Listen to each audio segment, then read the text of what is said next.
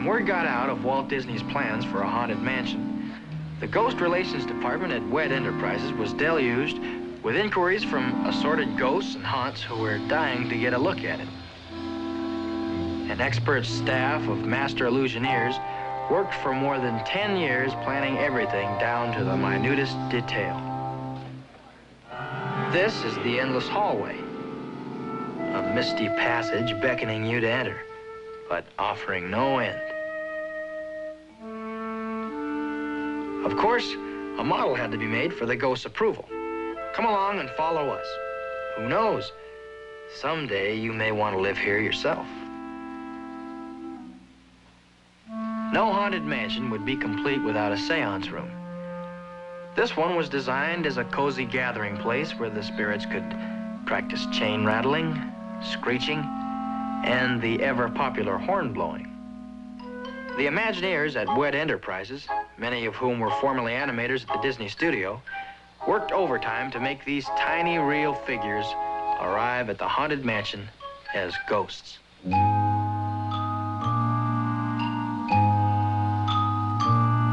Seems to work well enough, doesn't it? Suitable sleeping quarters had to be prepared. You might call this a model apartment. As the ghosts began to arrive, individual problems began to pop up. A skeleton crew of technicians was kept busy full-time, attending to the peculiar needs of the future inhabitants. No stone was left unturned.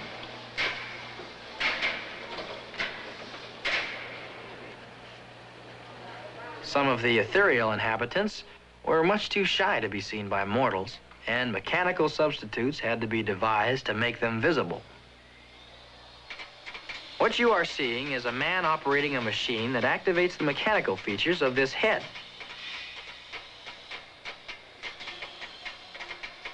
Or is it the other way around? Well, whatever it is, it seems to work. At least, I think that's what this fellow is trying to tell us. With the aid of these banks of electronic equipment, even the household pets were animated, including these two friendly creatures.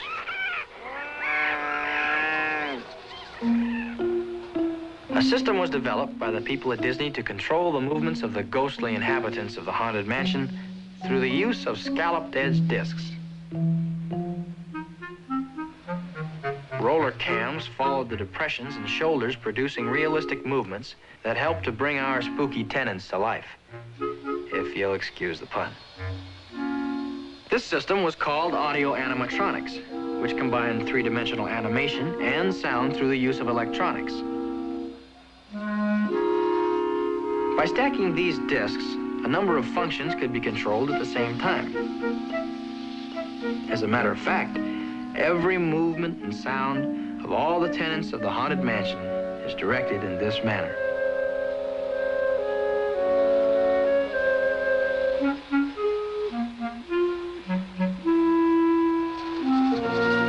Is it any wonder that it took more than 10 years to complete the job?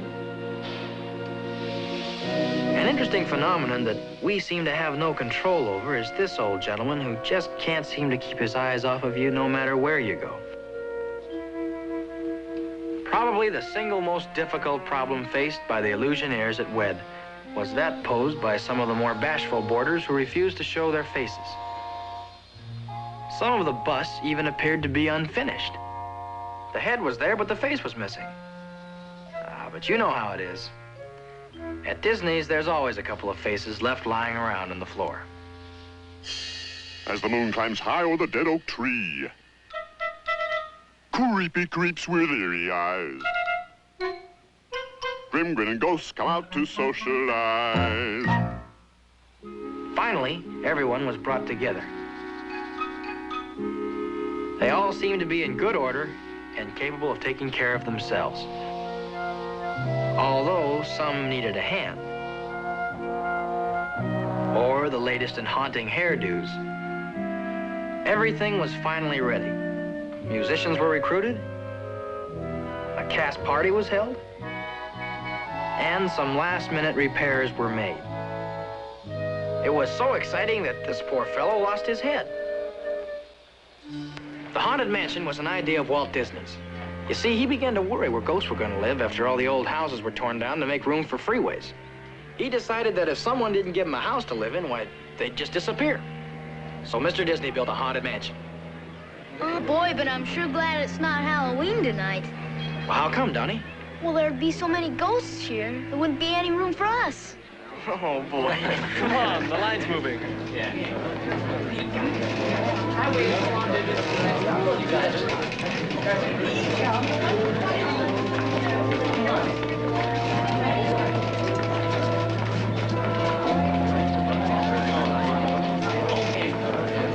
Welcome, foolish mortals, to the Haunted Mansion.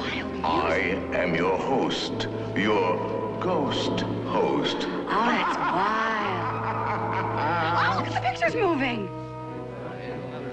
Hey, so does this one. Oh, yeah.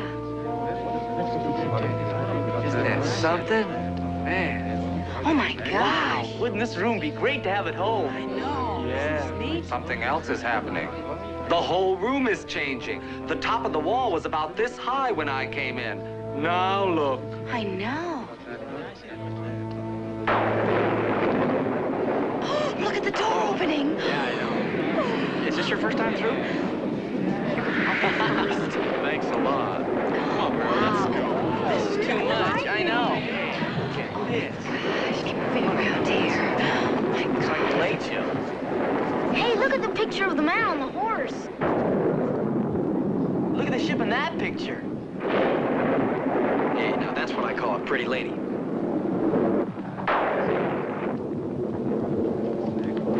Boy, what an eerie place. Hey, this is scary. This is far out.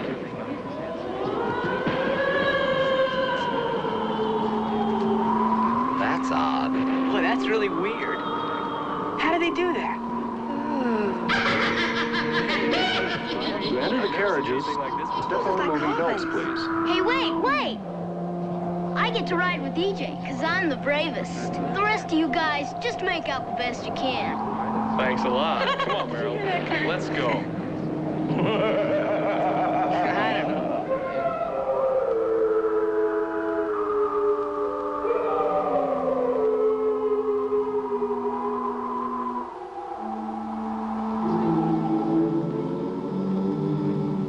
Kurt, how would you like to be here alone and hear a voice calling you from the other end of the hall?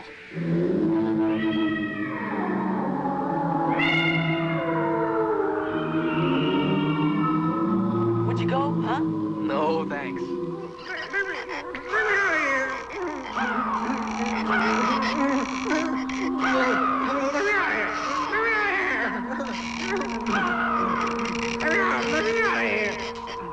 Wouldn't that be great to have at home on Halloween?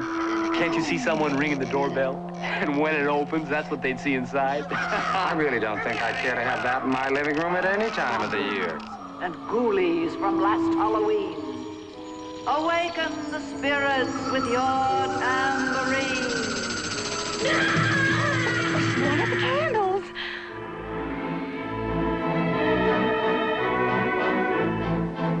Look, you can see right through the dancers.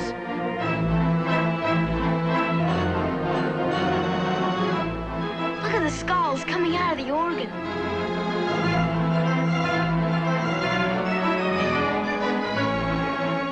Scary skulls. Bats. Oh, I don't like bats. This place makes me feel creepy all over. EJ, look!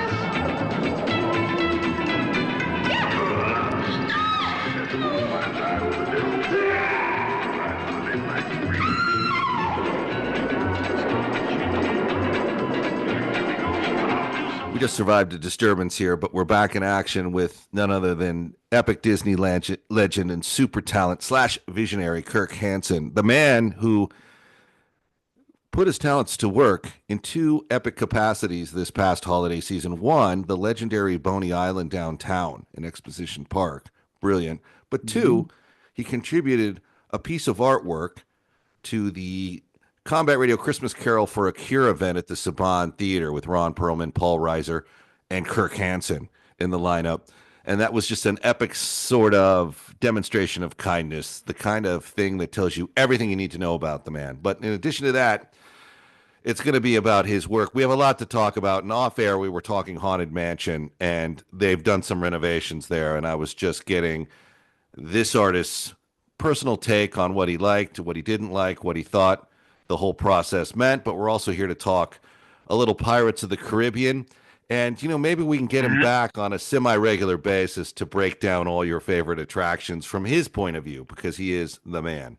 Kirk, how are you, buddy? Okay, very good. Not to bust your chops, but in Disneyland, we see Caribbean. Yeah, I know you do. But, in the Caribbean, they don't say Caribbean.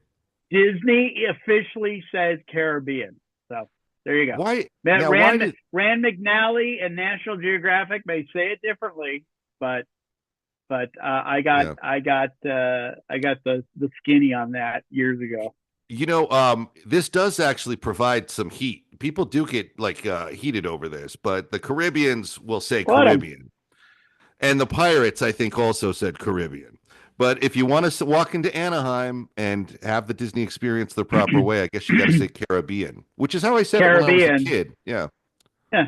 It took a bunch of Jamaicans to set me straight on how it actually was pronounced. But they can talk about the real place as much as they want, but they're talking about Disneyland's legendary 1967 attraction. They self-reference it as the Pirates of the Caribbean. So anyway. Yes. And that's an attraction. You look at the special on Wonderful World of Color. I've seen that, actually. That's pretty good. So you're talking about the Walt Disney walkthrough he does with one of the park hosts, and says, hey, this is where we're going to dump a guy in a well and interrogate that whole bit? Yeah. Where he introduces a guy who's done this show, actually. A couple of those Imagineers had done this show before they passed away, including Rolly Crump. I've heard of him. Yeah. Because I think he's in that clip you're talking about, right? Or is that when he bounces to the Haunted Mansion? He's in the Haunted Mansion clip, and he's showing his ideas for the Museum of the Weird, which was Walt's name for it. Because Rolly just had a bunch of strange characters like the Candle Man and talking furniture and that sort of thing. And so and Rolly would tell that story till the day he died, which is about how they had this big Haunted Mansion meeting with Walt scheduled, and the big guns put Rolly over in the corner all by himself, and so they do their dog and pony show for Walt, and then Walt says, "Okay, is that it?" And I say, "Yep." And I said, "Well, what's all that stuff that Roland has over there in the corner?" No. So he had been watching him out of the corner of his eye. All right, and he called him Roland. Yeah, he does call him. Well, I love that story, but my question is, do you think it actually happened like that, or do you think that's the retelling of it? So you think they were they so disrespectful to him? They said, "You get the corner, Rolly," and did they call him Rolly, or was it? Huh? I forget what he said about his name, that he preferred Roland and Walt called him Rolly, or somehow, I don't know. No. Walt was the only person who called him Roland at the studio at Disney. Everybody else called him Roland. Like, I don't even know if Rolly was the inspiration for Rolly the pup in 101 Dalmatians. Remember that fat pup who was always, "I'm hungry, Mother. I'm really hungry." That's Rolly. Right, and it comes from him being roly-poly, I guess. But Rolly, Rolly was there. He moved over to WED probably 1960 or so, I think, and was working. That's when he and Yale Gracie were working on mansion effects and things. Now, so you think that story, the way he tells it, with all its like cinematic eloquence is real. He was shoved off, Well, disrespected, but he got Walt's eye. And yeah. Or do you think Walt And was it even thorough goes enough to say? further, and it even goes further into the next morning, and Rolly gets there about 7:30, and Walt's already there, and he's in the same clothes. Now these might be embellishments, but the I would think the gist of it is probably true. He was a dynamite talent, you know. He was, and I would think that his work had captured the attention of Walt prior to any meeting like that. So Walt probably, I think, knew to give Crump the time to. I mean, he was painting unique things up until his death. They actually did it. He was doing the tiki room. He did the tiki garden out front. He had to literally carve the tiki totems because Blaine Gibson didn't have the time to do them because the World's Fair was starting to crush them. So, and Rolly did some crazy stuff for the fair as well. He did that automotive parts orchestra that was at the front of the Ford Pavilion. And then I'm not sure when Museum of the Weird came about, probably after the World's Fair deadlines were over and they were able to return to Pirates and Mansion, and Rolly did some mansion stuff, which eventually Walt thought that could be a separate thing. So and it's too bad that it didn't happen. I would love to see it happen eventually. I think there's a way to do it. So stay tuned. Watch this space for development. Watch this space. Did you meet Rolly? Oh, sure. Yeah. Oh, yeah. I figured you did. What was your impression of him as a person? Oh, just a twinkle-eyed, free spirit, you know. And we knew of him. I worked for other companies, and he had his own company after he had left Disney called the Mariposa Company. And so he had done things. I think he was involved with the dinosaurs at Knott's, which is the thing I was involved with. I was involved with the Kingdom of the Dinosaurs attraction, in that I built a model of the building that we were taking Knott's Fairy Tales out of. You remember Kingdom of the Dinosaurs? Remember that ride? At right. Knott's? Yeah. So they just needed a big foam core model. Did you do a lot of work for Knott's? No, that was my only cup of coffee with them. All right, so I would have liked to. Yeah. I would have liked to, because I'm a fan. I do like the park very much. Well, you're a good fit for them, so I'm surprised to hear that. But getting back to Crump for a minute, Crump was considered him and Gracie were the architects, basically, of what became the Haunted Mansion, which has now since done a redo. Well, not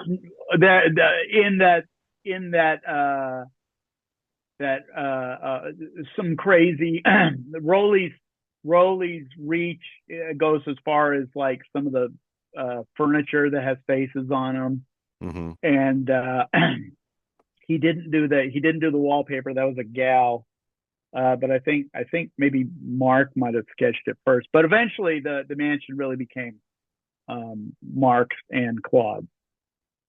So they are the final. They were kind of the final say on it. Now, you were talking off air about like the Kurt Russell kickoff, or Disneyland Showtime. Disneyland Showtime, 1970. Disneyland Showtime. Yeah. Kurt Russell. Kurt Russell, who's our host. Yeah. And the Osmonds, pre Jimmy. I don't even know if Jimmy was born yet. And then E.J. Peeker. She looked like Barbara Eden. One of your favorites. Oh my gosh. So what was it they did? They hosted this kickoff, or went through the ride and showed people what it was, or? Yeah, they most of the special is kind of a romp through Disneyland, where Donnie and who is it, Jay, one of the other brothers, they get separated from the group, and so the time to be at the stage, backstage, is getting closer and closer, but the other brothers and EJ go looking for them in Disneyland. So it's hijinks ensue, of course, a little like a little like 40 Pounds of Trouble, if you know that picture. Yeah. And but then they finally show up. They're responsible boys. They're on the Skyway going back to Fantasyland, and Jay says to Donnie, this should be our last ride because we got to get to the stage. Nobody knows where they are. Nobody, no cell phones. But anyway, they everything turns out all right. They get out. They perform their number. Yeah. And they did Down on the Corner, which Creedence Clearwater Revival had a big hit with in the same year, I think, 1970. And so they're on the top deck of the omnibus, and they're going down Main Street, and they sing Down on the Corner. They were really good. Didn't Bobby Rydell die? Didn't Merrill just die? I think one of the boys died. Didn't Bobby Rydell? He does a special. That's I think that's Disneyland After Dark, and he does a duet with Annette, right? Bobby Rydell. I thought he did a solo. I think he did something that what Nelson Riddle may have put together or something. I thought he did a solo, and then I don't know if it was Riddle, but he partners up with. He did a couple of things, but Rydell is where the inspiration for Rydell High in Grease comes from. But I thought he was a unique talent because he was actually really good, but I don't think he's a household name for a lot of people. But he was really good. What was his big hit? Across the Sea? Was it? No, I don't know if he did Across the Sea at all. No, because that would be Bobby Darin. That's Bobby Darin. I get him. Rydell would be Around the World, maybe. Was it Around the World? Palisades Park? I don't know. All right, we're getting off topic now because it's might be Palisades. Yeah, gee, Ethan, this never happens to us. We never. I know. We never go off on tangents. I know. It's really supposed to be about ghosts and pirates today, and what better topic for a beautiful morning we have here today in California? Nothing but rain right now. Of pirates. Yeah. So I'm going to bounce to Pirates of the Caribbean in a moment, but I am going to try to talk Kirk here into going on to the turf at New Orleans Square with us and maybe talking a little bit about these rides firsthand on the property. It takes a lot of doing with him because he's a busy guy doing a lot of art. You mean like the artificial grass in the Q area mansion now? That kind of turf? Is there artificial grass? The AstroTurf? Yeah, it's all fake grass. They've replaced all the green grass with fake grass. They're green. Don't you think we got to do a better version of artificial turf by now? Let's just grow real grass. I mean, at least the water will go through it, and it doesn't go through the artificial grass. It doesn't go through the bottom of it. Right. So. Yeah. No. So you've seen. I just want your take, and then we're going to bounce to Pirates. But you've seen this new version of Haunted Mansion that they've opened up. The new queue and the whatever the post show store is, Boundless Realm, long forgotten. The name comes from the Madame Leota speech. I actually liked the gift shop across the way in the old New Orleans Square building, but no more. I'm wondering I don't know if that's still there now. That was the old one of a kind. That was the old one of a kind shop. That was the antique store that Mrs. Disney would find something in Europe and she'd send it home to Disneyland. And the great thing about the one of a kind shop, which they've forgotten over the years, is that you didn't have to sell stuff. It's just all part of the story. It was just something to browse through and unique knickknacks and things from all over the world. And there was one in Florida too. There was one in Liberty Square, and Lillian would find things on their trips and things like trunks and lamps and lanterns and bowls and things and it didn't matter. They didn't sell it. But of course that's not the way now. That's not the capitalist way. So they've moved, so now you exit through the gift shop, basically. You don't actually exit through the gift shop. You still exit through the little crypt. That's all the same. And then and there's a little, I believe they built an elevator at that end. I think there are elevators at both ends now.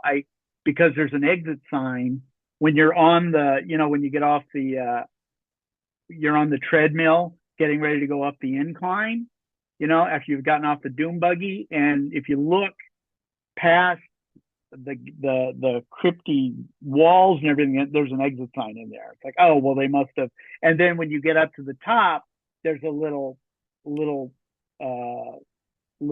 space that comes out from behind the side of the crypt. So I'm imagining, oh, well, that's where the elevator dumps you out and you come out that way. And then to your left, immediate left, is this gift shop that's there.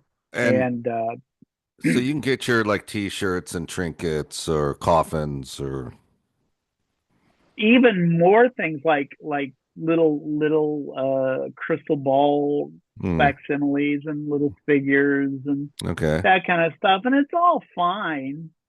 I don't know. It just the style of the thing and how it was wedged in there. It's not artfully done. And it doesn't. I don't think it feels right. It feels like a gardener's shack. That's what we call it. We call it the gardener's shack. It should have been. Here we go. Here's my 25 center for the day. It should have been funerary architecture. It should have continued the motif of the crypts. I think it should have been like that kind of building.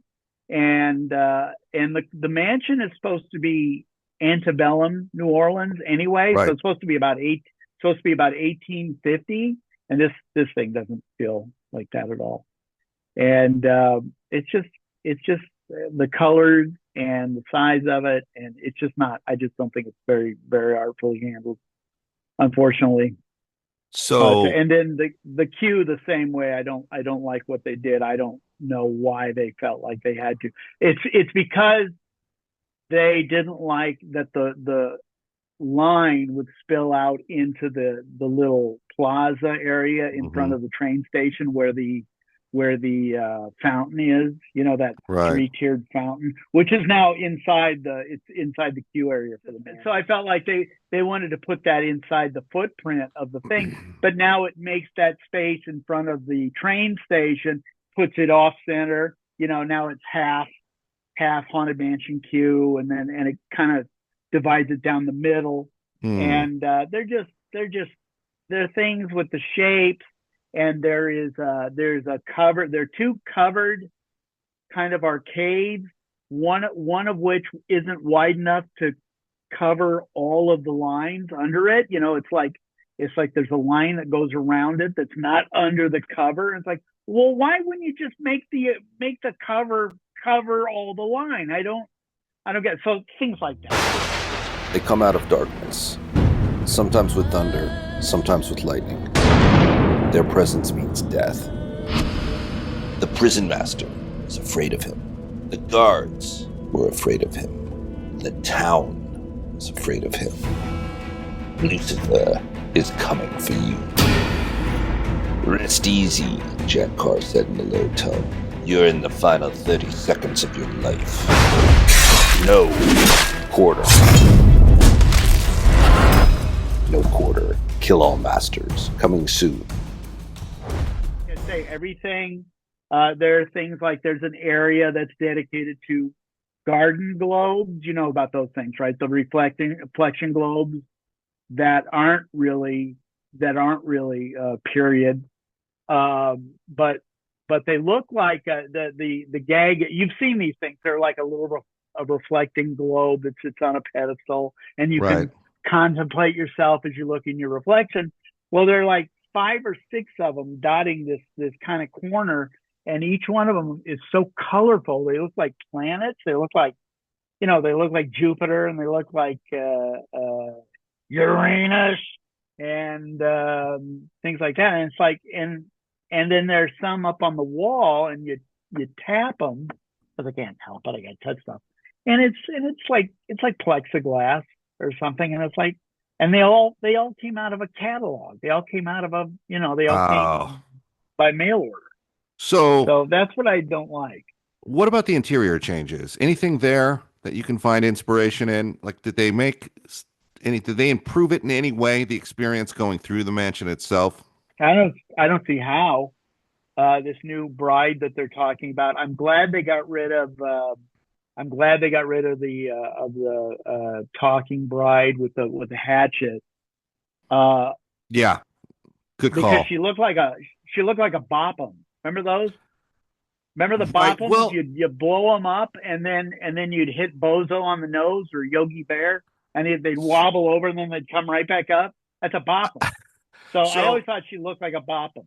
My feeling with it was, you have this masterpiece, or at least it was a masterpiece when I was a kid, which was Pirates of the Caribbean, or Pirates of the Caribbean, as Disney enthusiasts make you say it. Thank you. But Thank you very much. They make the change when the pirates ransack the city and they take the rape element out, which they probably should, and you can replace it with something better than they did, which is the spinning of pirates chasing food. You can do other things with pirates. You can take that element and shift it up. Hey, that was mine. I know that was your. I know, but hold on. But it was all under Tony Baxter's direction. He Right. wanted to go that direction. But We called it the gluttony scene. Right. I get what you're doing, and I get why you're doing it. I think it could have been better, but here's what I'm going to say about this, and maybe this is the unpopular opinion of the day. I am in the presence of an expert who is a complete visionary. Why, did Larry come online? No, you're here. If you remove that element, fine. But 100 yards away, you're putting in that axe murdering and ritual killings is okay. So my feeling is like that was always kind of a weird element where you go through the attic and it's all of a sudden, this joyous, I've got an axe and you're going to be the latest person I whack. And I was just this gets kind of intense for something that juxtaposed, to use a big vocabulary word, of something they took out compared to what they took out of Pirates. Kitty. But it's macabre. It's dark. It's like the Addams Family, or it's. Well, look, I mean, we're going to run into this battle again with the hanging ghost host in the stretchers. There's talk about him coming out, and it's like, well, it's always been, huh? Why? It's too extreme. It's hanging. We're making a joke about hangings, and look, I haven't been a fan of the Attic since they put in Here Comes the Bride. Here Comes the Bride. I've never liked having another melody inside the show. I thought it interrupted the flow of the thing. I liked it going from the Grim Grinning Ghost played on the grand ballroom organ, kind of a maniacal Ghost of Mr. Chicken kind of version. All right. And then you'd get down to the fuzzy bass Grim Grinning Ghost in the graveyard. You didn't need anything in the attic. They started adding to the attic. They detested like resting spots. They did it in Pirates too. They started adding stuff to it, and it's like you need a place where you rest, and that was fun. And then you get a little time out, and then you go to another scene or something. So, and in fact, they just added that gag from the movies where he's a human right there, and then a skeleton on the other side, and they have cartoony octopi, and I just don't like the style of it. So before we bounce to Pirates of the Caribbean, bonk. Kirk Hanson's rating on the current status of the Haunted Mansion is a what? Oh, well, there's so much of it. It's a can't miss. It's a can't miss. They can't kill it, if you'll pardon the expression. It and Pirates will always be the best things there, well, I think. I mean, you say they can't kill it, but it sounds like they're trying to. They're just ignorant. They just don't know better. They just don't know. They don't realize, and to be honest, the internet community drives this too. They don't realize it's a comedy.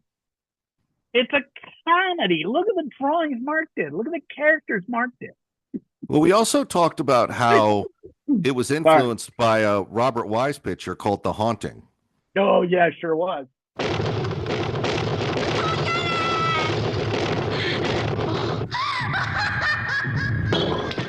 God, it knows I'm here. Look, know the supernatural is something that isn't supposed to happen, but it does happen. Now look, Doc, we're buddies, okay? But don't try to convert me. I'm trying to prepare you. My name's Marquay, Dr. Marquay, a scientist interested in the supernatural. The unnatural, if you like. I came to Hill House to find the key to another world.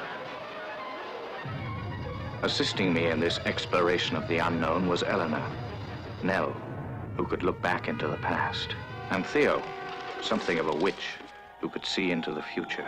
This is Luke, who didn't believe in anything, until evil, patient and waiting, made him change his mind. Stop it!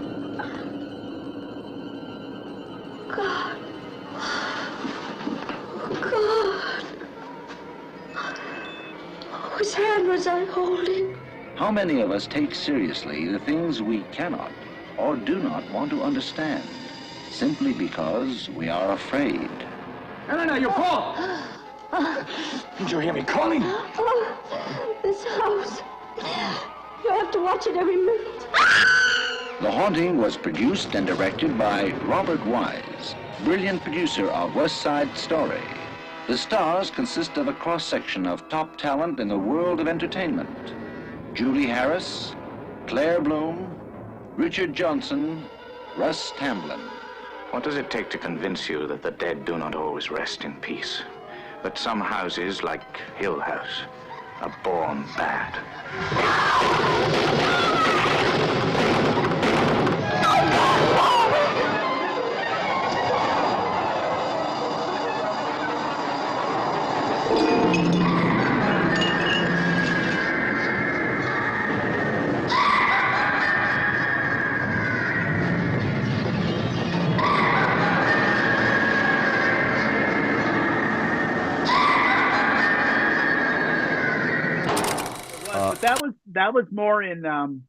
That was more in Claude's camp, because Claude, the way Pirates and Mansion both work is that Claude did the backgrounds and the sets and the environments, and Mark did the characters, and that was led to the most successful collaboration in the history of Disney. So, and then they did things on their own. They did things on their own, like Claude did Adventure Through Inner Space with no input from Mark, and Mark did Bears, and he did America Sings with no input from Claude. So you can see the difference. And that film is a good place to look for inspiration, the star of which, Richard Johnson, was a regular on this show before he passed away, one of our favorites. Was he really? I just saw him on something else in some World War II picture. Oh, where he's the former Navy officer? I don't remember. He was leading the effort from England. Yeah. You know, it was like kind of a Guns of Navarone mission, but it wasn't Guns of Navarone. It was something else. Oh, it might have been. Is that the one with Sinatra? Never So Few? Because could be. It was on Turner about 2 weeks ago. Yeah. Well, we asked him a lot about his relationship with Sinatra, which was hilarious, but a story for another day. He also did. I didn't know he had a relationship. Was he local? Was he here in Southern California? What he would do is he became something of like a traveler later in his life, and he would rent like a condominium or an apartment out for like a year and just stay in L.A., or then he'd go to back to England or go to New York, and he would just rent and travel like that with his wife, and it was just fantastic. I mean, so he would have these he'd have these you would love this. He'd have these holiday Christmas parties that were like these old school cocktail Sinatra-esque parties, and soirees, and everyone would show up, including your boy, who was the star of Herbie the Love Bug. What's that actor's name? Yeah, Dean Jones was a regular at these things, and you know, like all these old school Hollywood guys would come out and. What's that? He was very handsome, I thought. Yeah, he was a good-looking guy.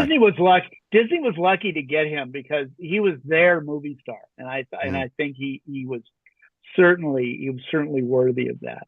Now, was Richard was he proud of The Haunting? Did he talk about it? Oh, he loved it. He loved it, and the building is now like a hotel or something. But he it was a hotel then.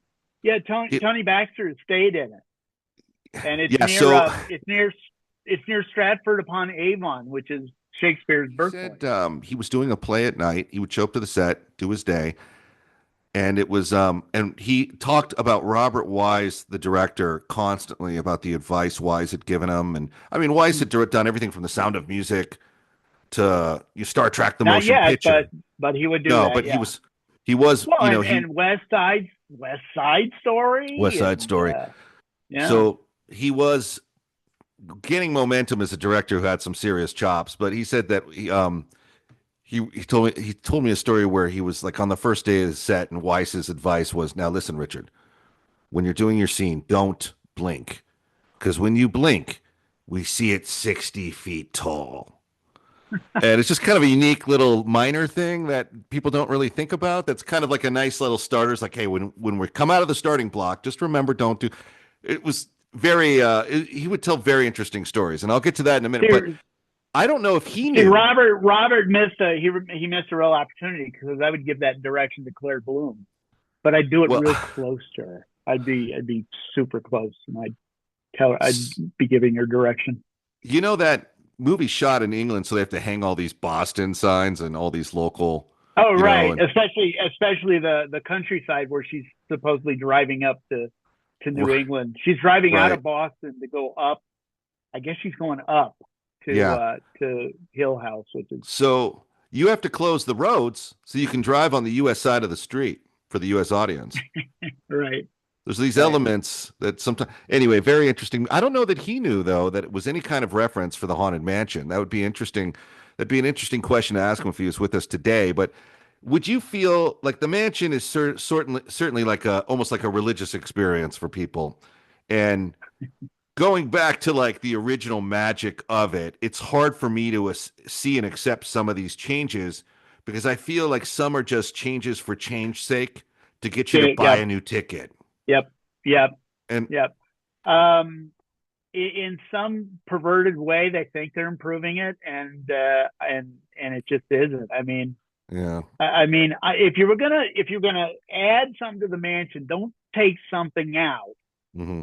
Add to it. You know, like the tradition of improving a house is like home improvement or build an addition or that kind of thing. I'd love to go upstairs from the party and go through what's upstairs, and that's like maybe go through a secret passageway and go through the master bedroom and go through a nursery, things like that. But they're in addition to what the show already is. I would love to see some kind of new ghost effect that would complement, you know, the ghosts in the ballroom to what we have down in the graveyard, and maybe it's like a hybrid kind of thing. They didn't really do it yet, and working this thing out on a plan, I was able to get it, pull out the doom buggy out of the makes a turn out of the grand ballroom, and then it goes. All this stuff is out backstage, out above,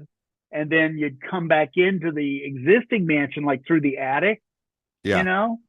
And I wanted to do something with the hitchhiker and the bride, and I wanted to link them together. And you know, he originally was where the old bride sat. You remember where the old bride was? She was across the path of the doom buggy. That was the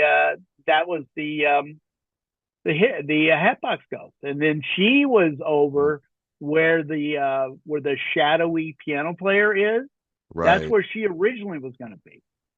So, she was called Beating Heart. Who is the Cemetery Watchman based on?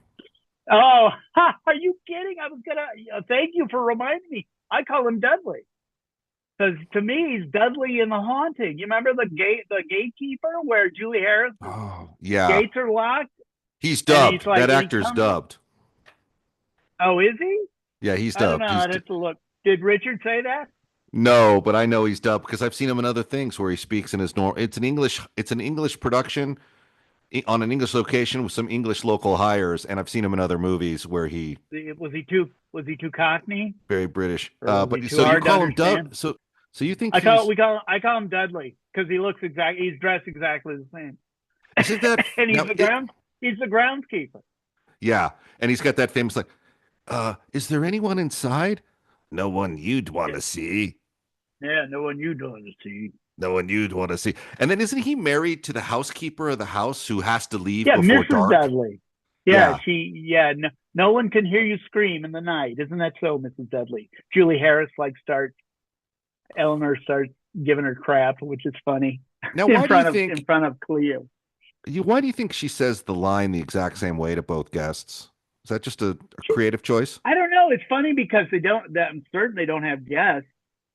It's not. There's not a long line of guests, but she has the warning ready to go. She has this canned warning, and then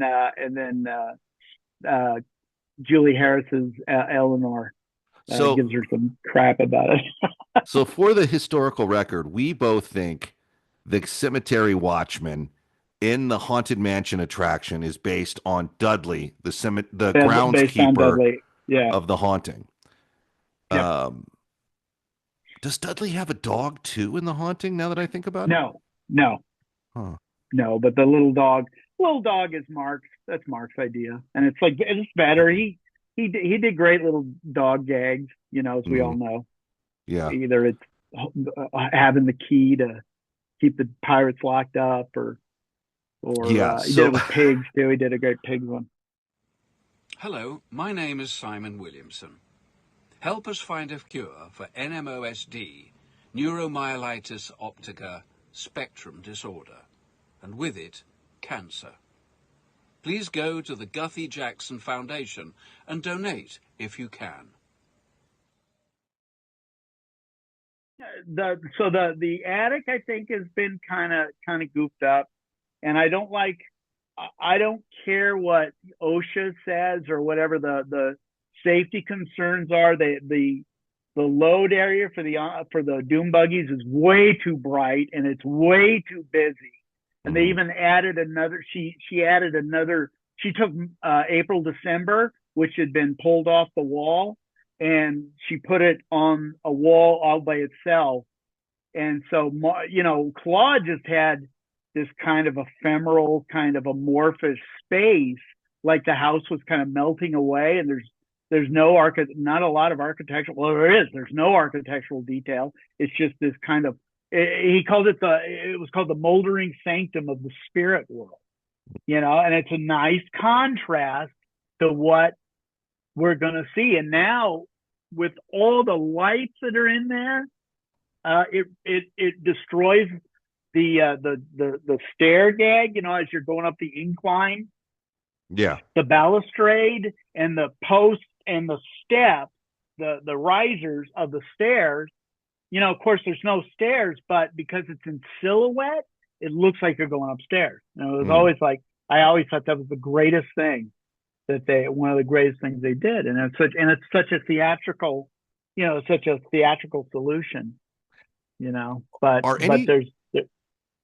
No, go ahead. Finish your thought. I'm sorry. No, are there any? Yeah, go ahead. Are any of the characters in that graveyard based on any of your friends or people who worked at Disney?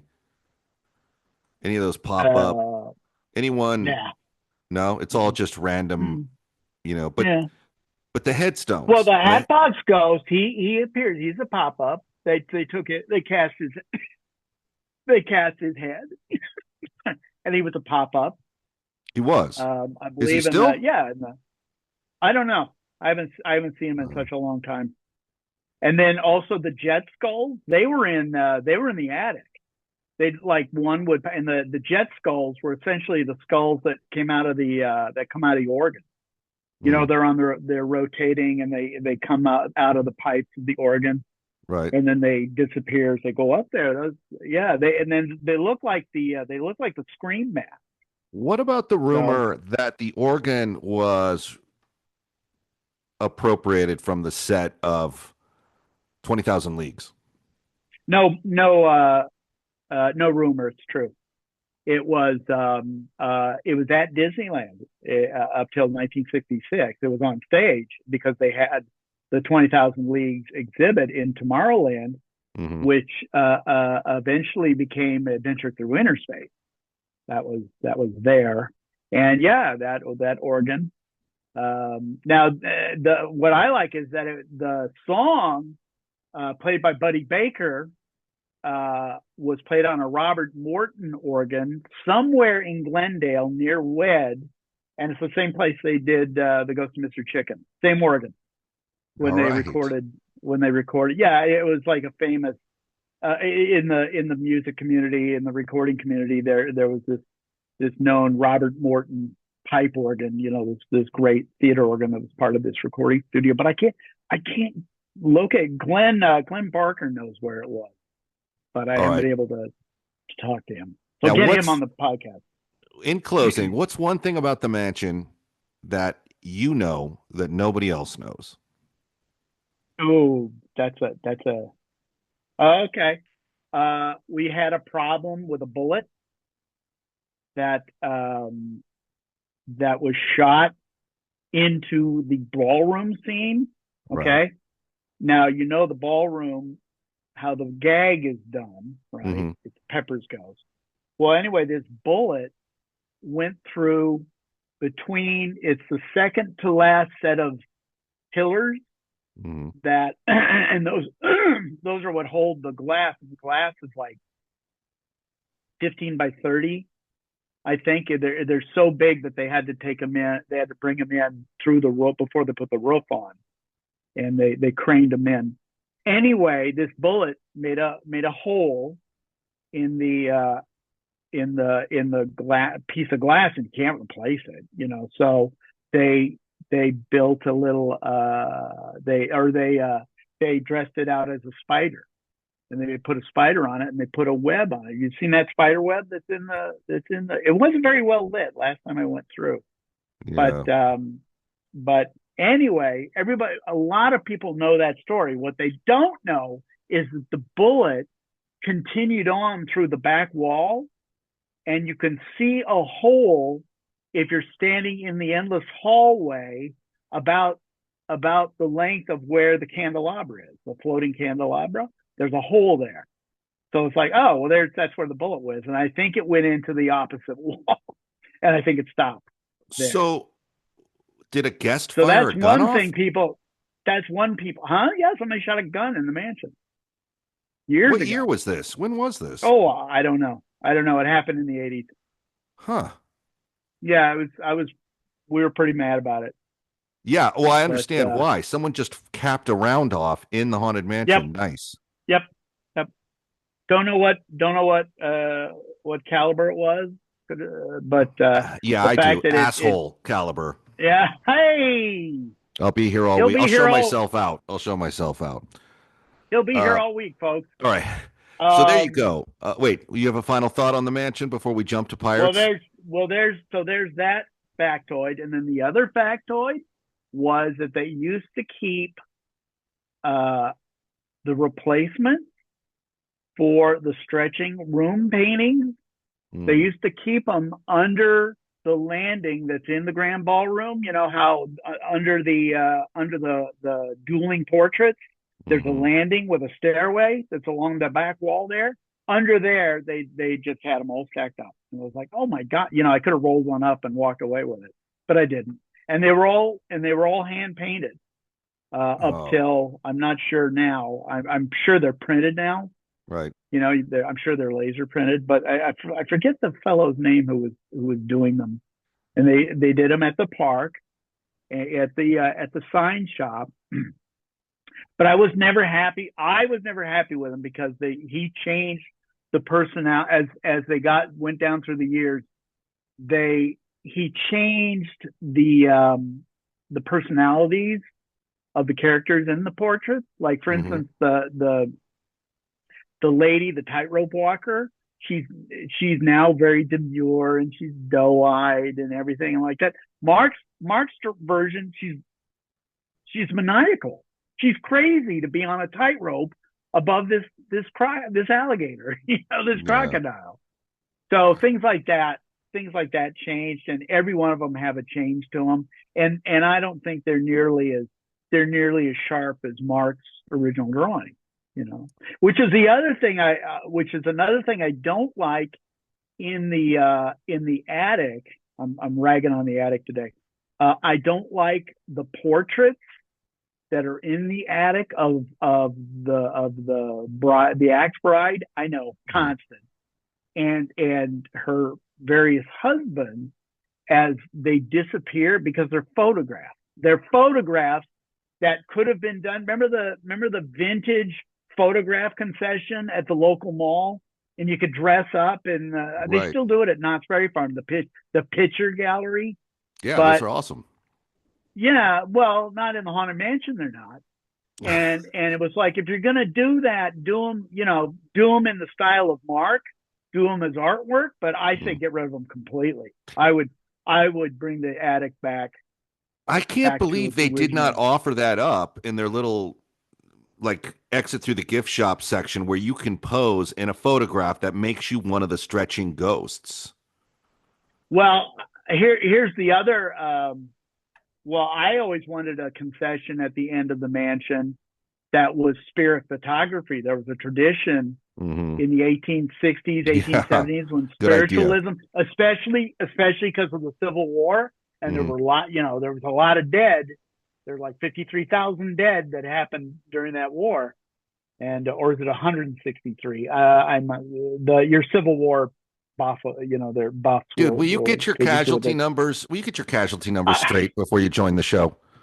I think Vietnam was 53, but I think the Civil War was 163. Anyway, there was a tradition that they would take your picture and your dead baby would be in the picture floating above your head, or Uncle Albert would be behind you, or something. And so I always thought, well, it'd be great to do a portrait, sit down for a portrait, and one of the hitchhikers is there with you, and he wasn't there when the picture was taken.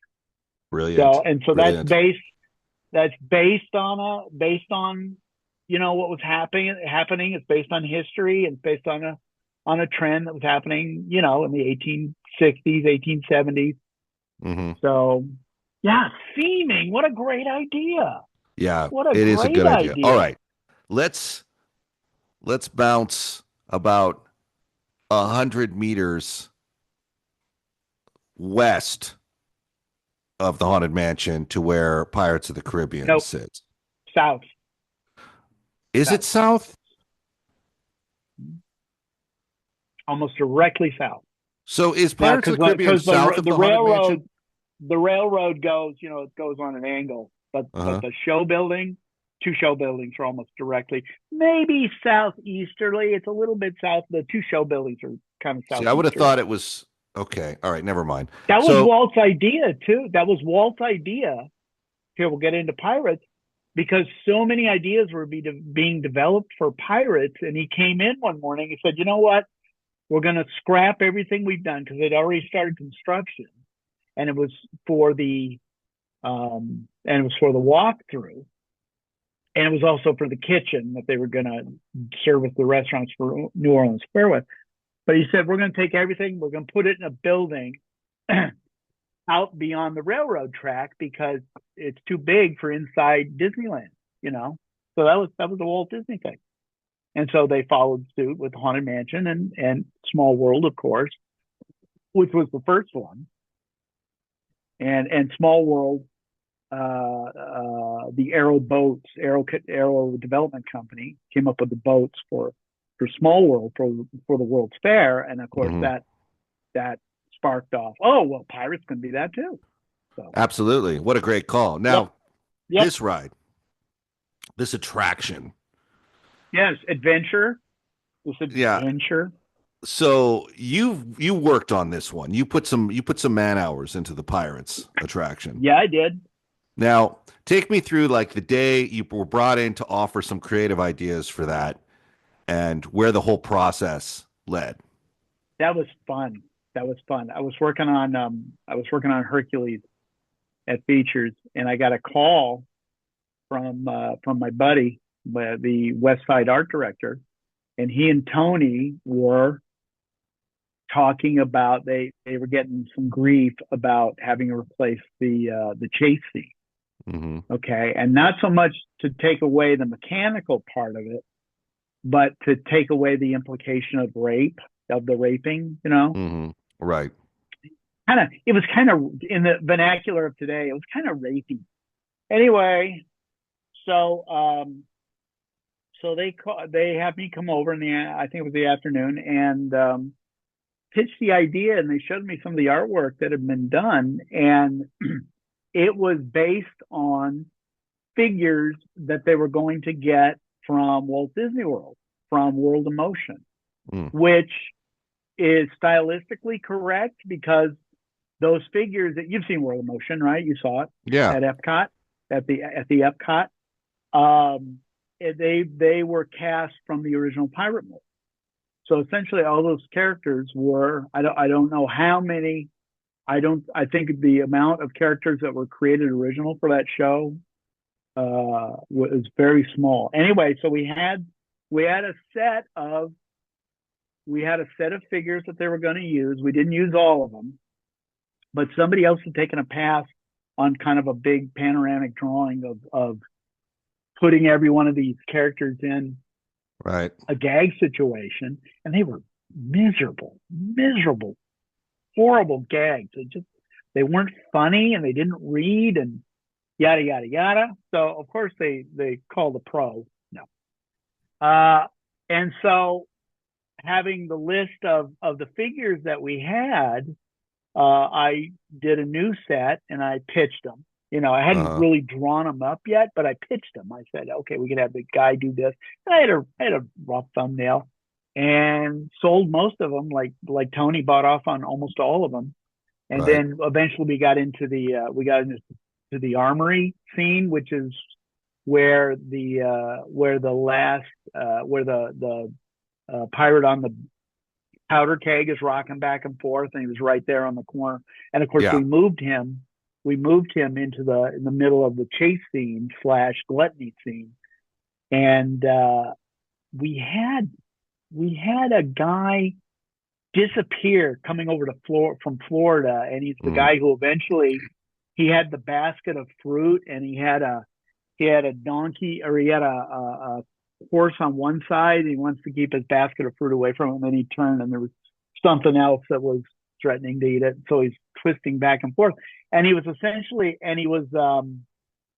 based on the flute player, the piccolo player at the well, is the same guy, fat guy, who's also in the jail scene. He's the one with the little noose, and he's pursing his lips, he's whistling. Well, if you look at him, he's the same face, because he's playing the piccolo. He's also got the pursed lips on. Right. And he also plays the note, by the way. The fingering is the real note. Anyway, yeah, there's one you can write down. So having the positions that we needed, I think it was like 5 setups, 6 setups, and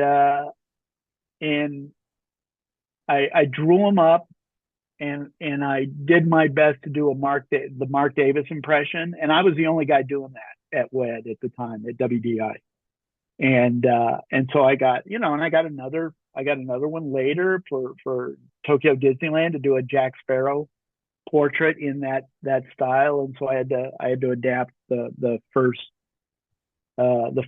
drawing that somebody had done, which needed to be finished. It needed to be put in a finished style, and of course that's Mark's style.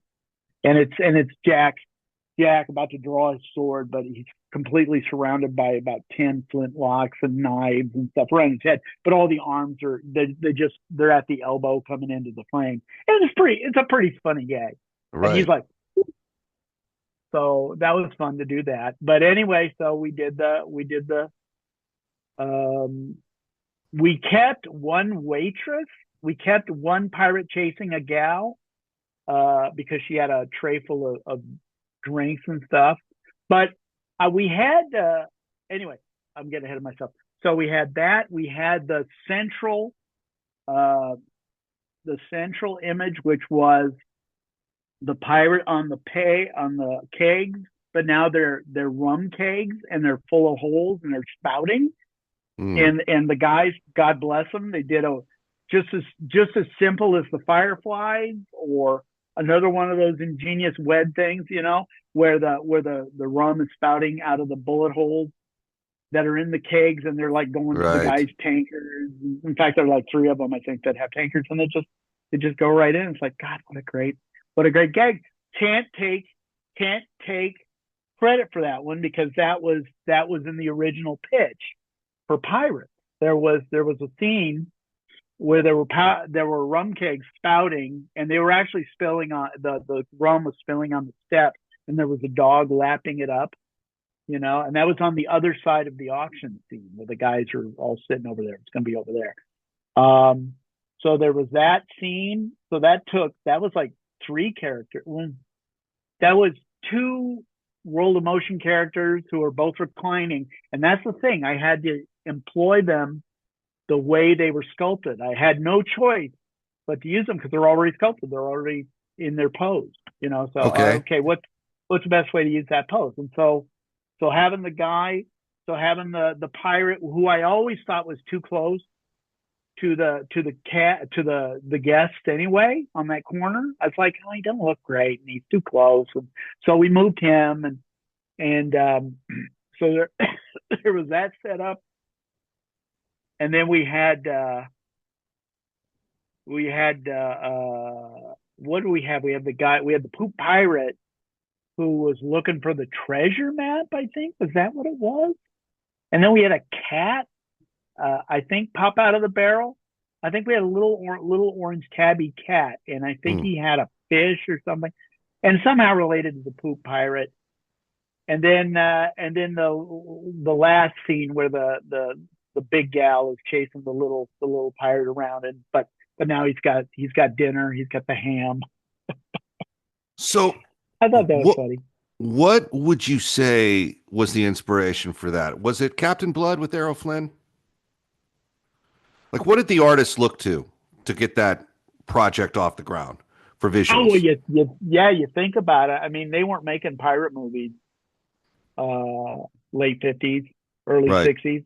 Not a lot of pirate movies. You had things like Crimson Pirate, which I think was Gene Kelly, and there was one with Burt Lancaster. Burt Lancaster was the Crimson Pirate.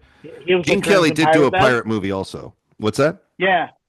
And so I don't think there was anything being done after 1958 or something, and so that's when Pirates was really was starting to happen, and then of course after the World's Fair. So, but I think these guys grew up in the entertainment tradition, and they knew movies, and they knew their pop culture, and I mean, so what kid didn't look? Walt saw Snow White and the Seven Dwarfs when he was 14 years old, and it was a silent, and he essentially, when he's doing the story of him telling it to the studio to get them excited about working, he's telling the story of the silent that he saw as a kid in Kansas City. So I'm guessing Black Swan with Fairbanks was probably an influence too. Maybe the Seahawk. Probably.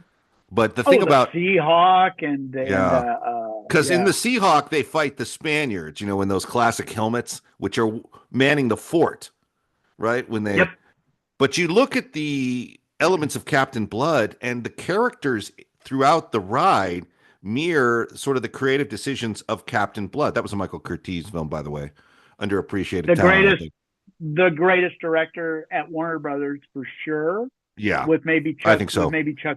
With maybe Chuck Jones second, but Michael Curtiz could direct anything. But he's not like in the. He's for some reason not in the pantheon of great directors, except with myself, it seems. But whatever. But you look at it and you see like a real Captain Blood Seahawk influence, and that stunt that Fairbanks did where he throws his saber into the sail and drops and drops down. Yeah, Harpo did it too. Except Harpo did it with his crotch. You remember that? I don't remember the Marx Brothers Night at the Opera. Yeah, it's an opera background, and he's at the top. He's up in the catwalks, and the bad guys are chasing him, and so he jumps off, and he lands on this cyc, and he drops down all the way to the ground, but he's splitting it with his crotch. You know how they did that? They did it in a parking lot. He's actually not going down; he's going across. This is the original? Yeah, it's genius. The original, yeah. They had to reenact the stunt for the Goonies, and a friend of mine was talking to Once Upon a Time to Dar Robinson about that when they set that thing up. They were doing like a memorial sort of tribute. They did the stunt for the film, but they brought in all the old stunt guys to watch it be done. Anyway, give us something about the Pirates of the Caribbean that nobody but you knows. Oh, here's that question again.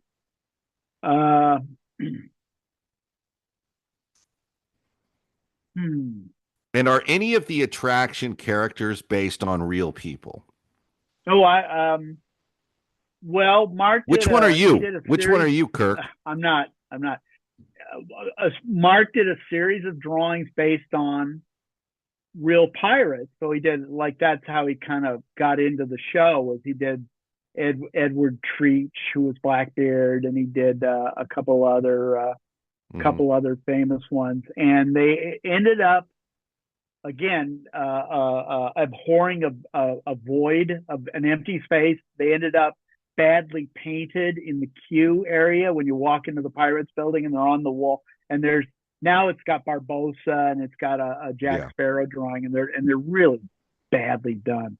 I can't believe that a company that started life creating imagery like they are has so many bad pieces of artwork in their park. I'm shocked. Isn't that art done bad on purpose? Like, it's supposed to be crude, like drawings and sketches and works of the day? No? That's too meta. They don't think that. No, that's too meta. So something. Well, we did do. I don't know if this is something nobody knows, but we did do also the guys up on the fort who were yelling at the Wicked Wench, which is the pirate ship, which is bombarding the fort when you come out of the cave, you know. And we're going to sink your stinking ship. But all those were unseen guys. They were, when you never saw them, and yet you heard these voices yelling back and forth. And so we added Head and Shoulders characters from World of Motion. Guys, there was a guy who popped out of a manhole, and another Head and Shoulders guy. And so they're on the fort now, and they are wearing those Spanish conquistador helmets that you were talking about. And we made copies for these figures because I went down to the armory and I pulled one off the wall and say, we'll just borrow this. And I borrowed it, and we made patterns off of it and used it, and then I put it back. That was fun. How about that when you're leaving the prison where the pirates are behind bars, and you're floating into the armory, right? That right there, the train is going right over you. How about that? That's a good one. Okay. I like that. In fact, I've always wanted to do, because that tunnel in New Orleans Square, coming into New Orleans Square, that goes through the pirate complex between Building 1 and Building 2. I always thought we could do something, and I imagined like a big version of a kid's telescope where you have mirrors, you know, and we could literally show the armory scene where the pirates are shooting at each other and the guy's on the cannon. You're looking right at it when you're going through on the tunnel and you're going to pull into New Orleans Square. It's literally right there, about 45 degrees down. And it's like, you know what, if we did a periscopy thing and then we put it in a window in that wall, you know, we'd have to baffle the light a little bit, but you'd be able to see that scene. Yeah, it's an idea. That's something I'd love to do. It's something I'd love to do someday. So what else? It's on my New Orleans Square list of things to do. So speaking of New Orleans Square, what's the one change that former Disney visionary Hanson would love to make? I don't like all the additions to the original buildings. I never like additions to things. Fantasmic has really infringed on it. And like I say, this new Club 33 with the McMansion windows on the Royal Street side. Now, what do you mean when you say McMansion windows? big oversized hunkin' windows that allow to look guests who are in Club 33 to look down, and they don't fit the proportions of the rest of New Orleans Square. Are you saying the guests of Club 33 look down on the other guests? Oh, in more ways than one. Thank you very much. That was great. That was nicely done. Thank you. Good. I can set you up. I can set you up, buddy, but you have to knock it down. Thanks, Abbott. Yeah, I'll throw it right across the plate for you, man. You home run it. The great Bud Abbott of Abbott and Costello. I'm lukewarm to the whole Club 33 experience anyway. I really don't. I'm not really a fan of those kind of situations that are like velvet roped, but people find their excitement wherever they can get it, I guess. Well, what about Royal 21, the other one? The one that costs you $15,000 to have more tilted nose stuff. You know that one, right? Royal 21? And no, it's what's that? It's another dining experience, and it's connected. It's where the old Disney gallery was. That was going to be the Disney apartment. Oh, right. Right there. Yeah. Is that open? Did they open that? It's open to guests. You don't have to be a member to go to it, but you got to have the scratch to go. Yeah. So we had this discussion, my daughter and I, about how we walked through the park and saw a family eating a pre-packed brown bag lunch. Fine. That you do these things however you do them. But it brought up the topic of, do you think Walt Disney would have ever wanted the food prices here to be so expensive that a family could not buy lunch in the park? Food prices, everything prices. All the way to this Fakakta reservation system. And the fact that these I don't think he would have sold annual passes, to be honest. You don't think so? I don't think so. And he said specifically, no alcohol. Of course, they're getting that. He also said, don't make an animatronic of me. And of course, that we're going to get that debuting in May. Joanna Miller is beside herself, and I don't blame her. So, although I don't know why what's good for the goose isn't good for the gander. I mean, if Walt can do Abraham Lincoln, why can't they do Walt? But he said specifically, don't do a figure of me. He also wouldn't have liked that partner statue, that everybody's just crazy about. Like, Walt wouldn't have done a statue of himself. I don't think. You don't think He was not a guy who tooted his horn. What else do you think would bother him about this place now? You got an hour? I thought we were supposed to be talking about pirates. We are actually. There are just things. Look, I don't like the bastardization of the architecture that they've done on Main Street. He wouldn't like that castle color scheme where it's outlined in gold. What is it? Real gold? Gold stone? What is it exactly? The old castle was so beautiful in terms of how elegant and sophisticated and how understated it was. And the idea that these colors were faded at the end of Main Street, that leads to what we call aerial distortion.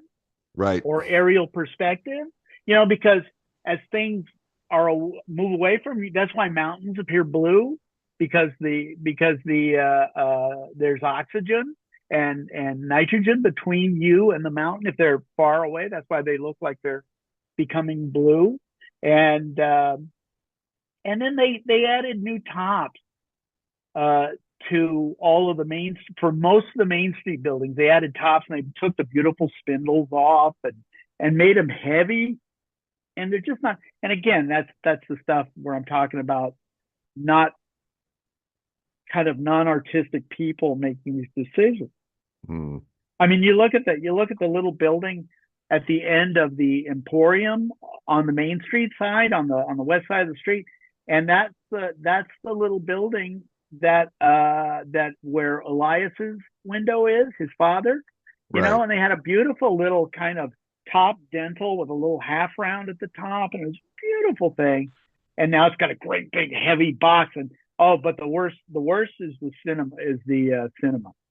It's ridiculous because they took these 4 little beautiful spindles off and they added this great monstrous box, and they didn't. And I'm trying to remember if they put little spindles at the top, but not the ones that were there. The one, the nicely proportioned ones to the rest of the building. They don't really worry about things being proportional to the building. And the reason, and now it's grape colored. It's like black purple. It's black. It's like 3 different colors of bricks. One is black purple. One's kind of a pinkish color, like a bubblegum color. And it's just the colors of the colors and the bastardization of the architecture. And that bastardization only came about because they wanted to hide the lights that would come up for the parade.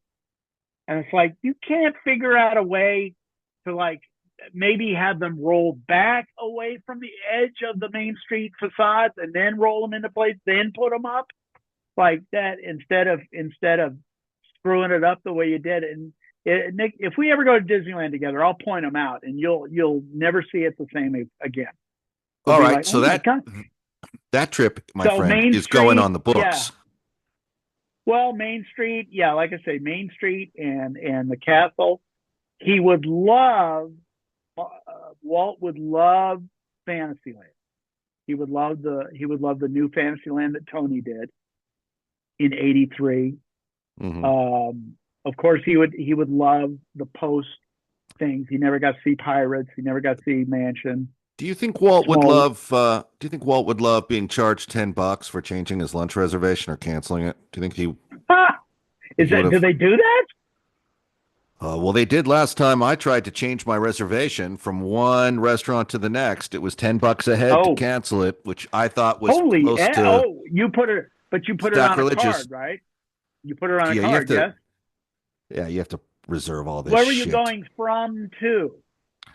Well, originally, the thing about it is I never know what I feel like on the day, neither does my family. So I think originally we made like a Blue Bayou reservation, which, by the way, that place has gone downhill. But I think closer to the day, someone in our group says, I don't feel like jambalaya and stuff. I want something else. I said, well, let's just change out.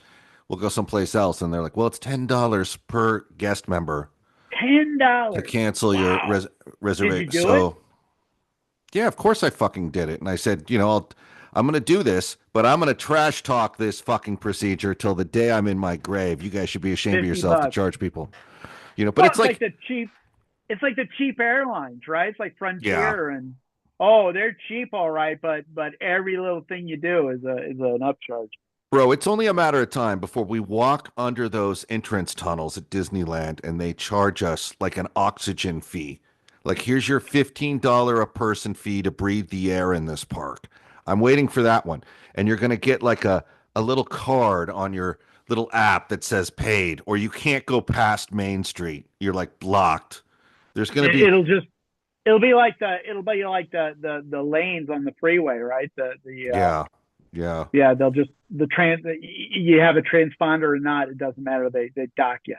But it's like going through the Golden Gate Bridge. If you don't have the money, you just go right through it, and then they send you a ticket. Right. But circling back to Pirates for our final thoughts. Fun attraction. Are we? You enjoyed working with Tony Baxter on that, right? Oh, absolutely. Would love to do it again, even though he's retired and I'm retired. I think we both have one great big third act left. And I'm anxiously, breathlessly awaiting to see what they announce for Disneyland Forward, which is the Disneyland expansion that's going to go westward from the park to in front of it's going to be between the Disneyland Hotel and the Pixar and Pals parking structure. Right now, it's currently employee parking. It's not even downtown Disney parking anymore. You have to park somewhere else for downtown Disney, but they use it for employee parking. But it's that space, and so the wags, in the paper, like the how they're media guys who cover the park for like real papers, like the Orange County Register and the Times. Not that the Times is a real paper, but anyway. And so they just they just cherry pick like what they did in Tokyo. Well, they did an area that's frozen and tangled, and they even did a Neverland at Tokyo Disneyland. They did a whole new land that's Neverland. So maybe it could be those things. I was like, why would we need a Neverland when we have a Peter Pan flight in Fantasyland? So, and besides, those kinds of ideas are Fantasyland ideas anyway. And the way you're going to get to this thing is you're going to go out through Bear Country. You're literally going to go across the street, and that's we call it the 40 acres, because that expansion area was always called the 40 acres. So you go through Bear Country. So yeah. you need another heavy duty causeway to get there and back, and it's going to go through Bear Country. You're going to have to drop. They're going to have to drop Disneyland Drive underneath it. They're going to have to, as you come down the flyover bridge, you're going to have to go the flyover bridge that's before the one that goes to the freeway. They're going to have to continue the angle down and go below grade, and so that it can afford. And it'll just hook up with the one that goes under the bridge for downtown Disney as it goes over to the hotel. So it's possible. It's just infrastructure, no big deal. But getting the right idea, what is it?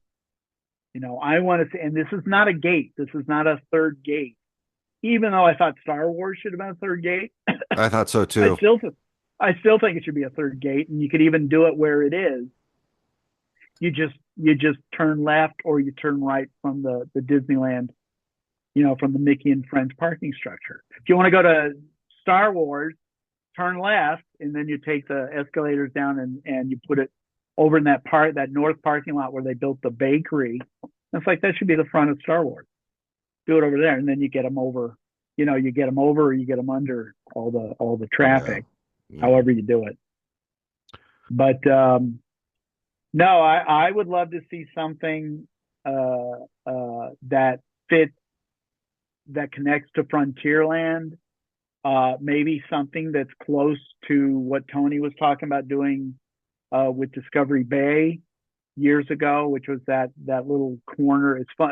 Ironically, Star Wars Galaxy's Edge is on that same footprint where Tony was talking about Discovery Bay, and that was the Nautilus, and it was the Hyperion, the great airship from Island at the Top of the World, and it was a mysterious San Francisco Chinatown and things like that, and it had a real feel. Remember Wild Wild West?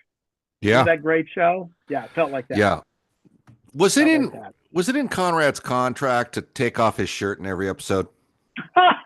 I'm glad he did, though. I was waiting for Artie. Hey, man, Artemis was a good character. They were great. Look, and it's nice. It's nice to know that they were really friendly. That they were really buds, and so because you get that between them when you watch the reruns. I watch it every Saturday morning on MeTV. So that was my weekend. All right, so I got one final question for you off air, but before we sign off with the legend, one of the creative forces behind the epic Boney Island with Rick Polizzi of The Simpsons fame. Yep. A man who's given us so many epic Disney elements and was a key contributor to our Combat Radio Christmas for a Cause at the Saban Theater. This legend, Kirk Hanson, I'm going to give you the final thought for the day. What do you got? What's in Hanson's box of wisdom? Well, it just, look, as long as you can arrive at the park and go through those tunnels, and you have a train pulling into the station, hopefully first thing in the morning, and then you're on Town Square, they can't kill it. No matter what they try to do to it, they'll never be able to kill it as long as they leave like that panhandle up to the castle and all that. And then Tony's Fantasyland is a big enough addition. He did Big Thunder too. And there's always a chance for a new Tomorrowland done right. That's the one I'm holding out for. I think it's I think it's timeless. I think it will go on forever for as long as there are human beings in the United States of America, or the world. There are people who like the later parks. They swear by Disney Sea, as being the most beautiful park. And I remember when that park was being designed, and it's really great. And it looks like fun, Right. but it's not Disneyland. There's nothing like Disneyland. Nothing. No. Disneyland is a triumph of organization and theming. The idea that Walt put a central hub in the middle, and then that's the other problem I have with Galaxy's Edge, is that it doesn't come off the hub. Every major idea at Disneyland comes off the hub because it's a land. It's Tomorrowland. It's Fantasyland. Well, what about New Orleans Square? Part of Frontierland. It's a district of Frontierland, which I hope they never get rid of. Oh, they'll never get rid of New Orleans Square. No, Frontierland. They've Frontierland. Frontier. Well, now, of course, all this falderall about them putting Cars Land in where the lower part of Tom Sawyer Island in the Rivers of America in Walt Disney World in the Magic Kingdom.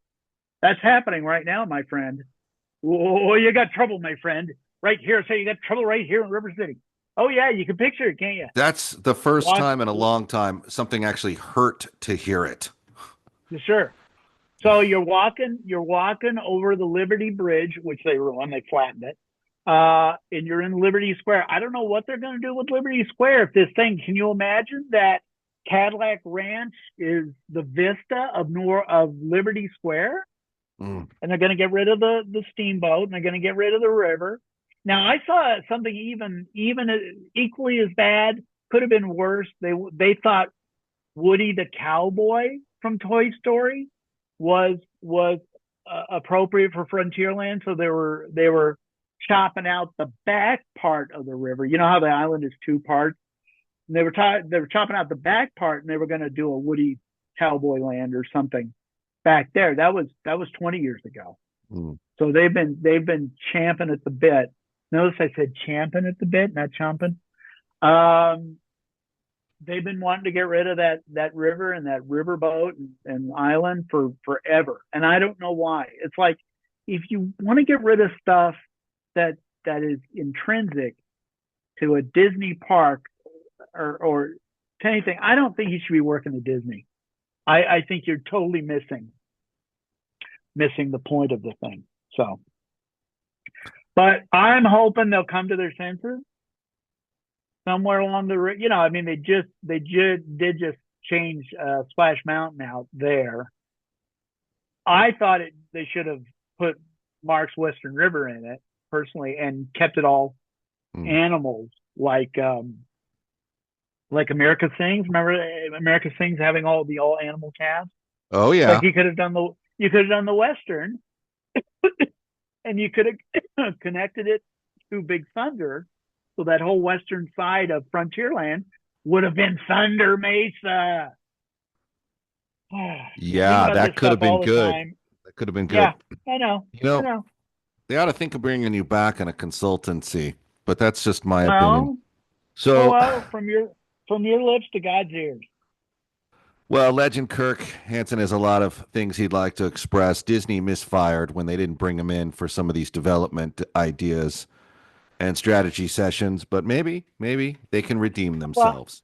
Well, I'm still alive, and who knows? They might get to the point where they're embarrassed beyond recognition. That they're, oh God, I can't. I mean, the online sniping that was happening with Tiana's boat ride, was pretty intense. You remember, just a few months ago. I think they're past the point where embarrassment bothers them because they keep pushing the needle towards apocalyptic level embarrassment. But we have a lot of love and respect for Kirk here. Maybe look for us at the park one day to do an actual walkthrough of an attraction, and he can. Let me know. We could probably arrange something. Yeah, let's do that, buddy. Maybe go to that Club 33 if I could get my my powerful friend to maybe spring for it. All right, brother. Well, we love you. Stay on the line, Kirk. I got a question for you. And final bit of wisdom: just enjoy the magic. No, right? we did. What would you No, say? we did that already. You asked me already. So Yeah, fuck it. I blew it. See, all right, I'll give you this one. big Go time. keep an eye out for Boney Island tickets when they come back around. You're not going to want to miss it. Don't know. I'll drop a little. I'll drop a little thing. I don't know if Rick wants me to say this or not. Don't know if we're going to be at the Natural History Museum this next go around. We're looking at other sites, mm-hmm. and who knows? Maybe Boney Island. I don't know. We're looking to go on and on with it. So maybe expand it a little bit. Maybe let me know how I can assist, because I love your concept and I love you guys and what you're doing and why you're doing it. So you don't have $500,000 on you by any chance, do you? Let me check my bank account, and if it's there, buddy, it's yours. Instead, it's moths, right? You open up your little personal moth. Probably, more likely. You know. Yep. I'm a working stiff. All right, brother. I will. Kind of wish soon. I was. I mean, I'm working on my own stuff at home, but I'm not getting a paycheck. Hang on. I can remedy that. Stay with me. All right, everyone. Kirk Wait Hanson. a minute. What are you talking about? No, I'm not going to take your barbells up to the attic. I told you. I don't do that stuff. And I'm not changing the oil in your car. All right. So before we sign off, I do have a question for you. So for the next attraction, you recommend one we discuss, and I'll recommend one. Okay. I'm gonna go Frontierland Shooting Gallery. Your attraction will be. Ooh, I've got that. I've got that one. That's going to my new area. That's going to my new Bear Country area. Good. Need it. We need to keep it. I'm pitching an entire Disney Plus series that's being ripped out of fan fiction writing hands. It's a Disney thing that's been around. I don't want to say what it is specifically, but fan fiction got a hold of it, and they kind of run with it now. And it's like, I hate what they do with it. I hate their writing with it, and I don't like the characters and things. So I'm looking for a kind of to cut the tap off. I think Disney should do something that's sanctioned and is their version of what this thing is. And so that's my idea for the 40 acres, for Bear Country and the 40 acres. All right. As far as Tomorrowland, of course, is something that's got to be examined, and the bones of it are pretty good. And you get look, if you had to build an entire Star Wars land, you got to put all the Star Wars there. So you can't have. I don't think you can have Star Tours there anymore, and I don't think you can have Launch Bay, whatever it is, Star Wars Launch Bay. I don't think it can be in Tomorrowland. But I'm actually glad that they didn't overwrite Tomorrowland with Star Wars, because that way there's still two separate things. So what about bringing back like a high octane mission to Mars? Something, yeah. Why not? Yeah. Why not? There something grouped around Space Mountain that's all spaceport themed. Yes, I would definitely do that. I would maybe build a space station. They did the one great thing that they've done in the last few years is this restaurant from space. What is it? Space 260 or something. It's in Epcot. It's in the Mission Space Pavilion, and you're in a satellite. You're on a space station looking out the windows, and it's completely convincing you're over Earth. It's like, oh, we need that. We got to have that. So that's the only thing I would borrow that's already existing. The other thing is to make an icon out of Walt Disney was the greatest futurist of our lifetimes, of our generation, and his greatest futurism project, which was Epcot for Florida. I'd make that a story point, and I would build a smaller version, maybe 18 stories, of that hotel that Herbie painted. Remember the beautiful round city and the sparkling spire? That's what I'd put. Yeah, I'd put that on top of the carousel building. I'd put a hotel right there, and it'd be like staying in Epcot. Well, Imagineers never stop with the imagination, do they? You're right, but does it pay the bill? No. Hold up. More on that in a minute. Everybody, all right. Legend Kirk Hanson. We love him.